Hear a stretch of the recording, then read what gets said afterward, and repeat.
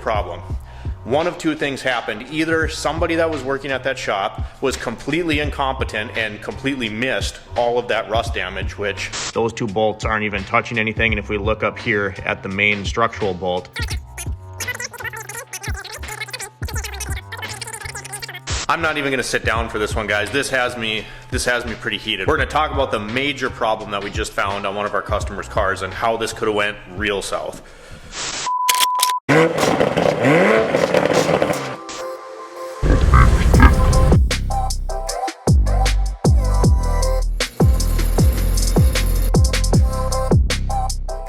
All right, welcome back, you guys. Like I said, we're gonna jump into this discussion. Not even gonna sit down for this discussion video. We're just gonna stand and talk about this real fast. Before we jump into it and look at some footage, a couple video clips that I sent to my customer, I did wanna mention some of the parts we got coming up for the Mountaineer, which hopefully we're gonna start tomorrow.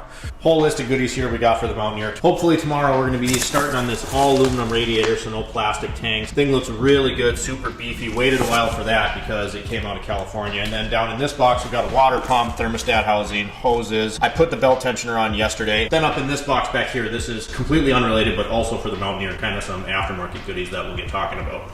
All right, so first here, I'm gonna splice in the two little cell phone clips that I sent my customer explaining this issue. So really quickly, I'm gonna have you watch that, and then we'll talk about what the major problem here is. All right, so we're gonna hit a few key points here, but this is why I wanted to do this inspection for you. So this is, for lack of a better term, because this vehicle doesn't have a frame, this is like your frame rail.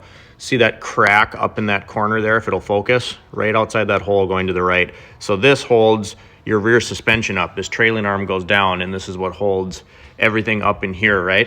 This whole section here is so rusted out that that hole could tear. These two bolts holding your suspension in, that metal is severely compromised. And then if we go up to your subframe, which comes here and travels along the back of the vehicle, those two bolts aren't even touching anything. And if we look up here at the main structural bolt, you can see a big rusty hole there. So this could potentially fall out as well. Unfortunately, after finding this, I do not recommend driving the vehicle. This is just a massive safety concern. And I know, safety first. I don't like to be the bearer of bad news, but that's a structural part of your car that will tear. It's right where these bolts go to hold your trailing arm in that connect all your rear suspension to the vehicle. I would not recommend driving this vehicle anymore. Right, so you can see that vehicle was beyond unsafe to be on the road. I didn't get around to get every single angle. I did take a lot of pictures just so I have them. Made my customer sign a disclosure, of course, that said that I clearly, informed them that the vehicle is not safe to be on the road. Now, it's a machine. Could you drive that thing for a while and maybe it's okay, but why take that risk? That thing is like one giant pothole away from the subframe or the trailing arm or both from just completely coming out of that car. And it's super unfortunate. I don't like to be the bearer of bad news. I don't like to tell my customers like, hey, you basically have a paperweight right now. The best case scenario for that car would be to sell it to somebody for parts. Disclose that it's not safe to drive, get a bill of sale, do whatever you got to do, or take it to the scrapyard. That's about all that vehicle is good for right now. There's not really any fixing that. Of course, enough time and money you can fix anything, but absolutely not worth it. And you'd have to find a fab. It just not going to happen. The major problem that I see here, and it absolutely is disgusting to me, two things.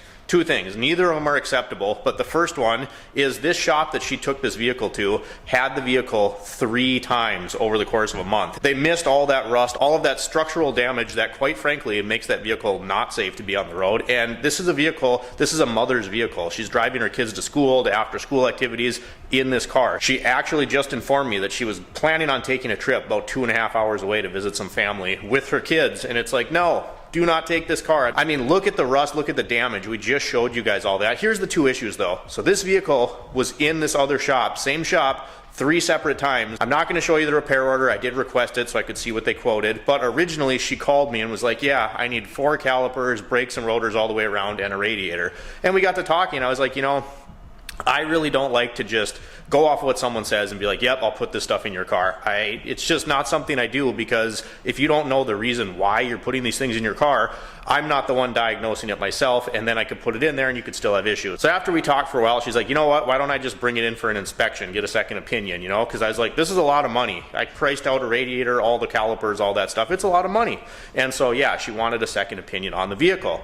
Tells me it's been to this other shop 3 times, and they quoted her 2 brake calipers, one in the back, one in the front, and then the radiator was leaking, and they said it should have brakes and rotors all the way around. Now, after inspecting the vehicle, radiator was leaking, pressure tested it, you could see coolant coming out out of it. Plus you could see crusties along the side of the tank there, so did need a radiator. Back caliper was leaking brake fluid right at where the banjo bolt goes in. One of the slide pins was stuck. Same thing in the front. So it did need those calipers as well, and the vehicle could use brakes. So anyway, I get to looking, and I'm looking underneath the car. So if you see any brake fluid leaking, and I saw the rust on the pinch weld, stuff like that, it's a good idea to make sure you don't have a brake fluid leak as well. So I'm checking the lines, doing that. That's when I found all that structural rust damage, and it's like, here's the problem. One of two things happened. Either somebody that was working at that shop was completely incompetent and completely missed all of that rust damage, which if you have the car in the air is there's no excuse for that. So either they didn't know what they were doing or they were lazy. The second thing that could be, and this is even more, this is where I get heated. It's very possible that someone at this other shop actually saw all that damage, they noticed it, and then they're like, I'm gonna turn a blind eye to this because that's a good ticket.